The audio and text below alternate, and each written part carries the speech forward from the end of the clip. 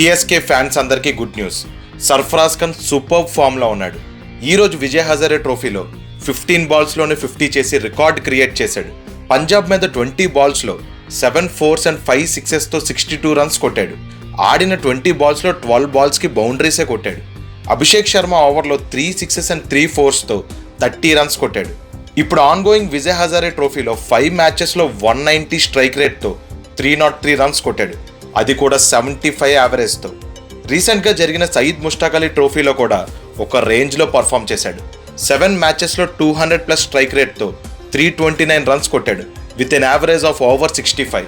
ఇందులో 47 బాల్ 100 కూడా ఉంది. తనని టీం నుంచి డ్రాప్ చేసినప్పటి నుంచి చాలా కసిగా ఆడుతున్నాడు. ప్రతి ఫార్మాట్లో రన్స్ కొడుతున్నాడు. సిఎస్కే లాంటి టీం తనని బ్యాక్ చేస్తే ఇంకా బాగా పర్ఫామ్ చేస్తాడు.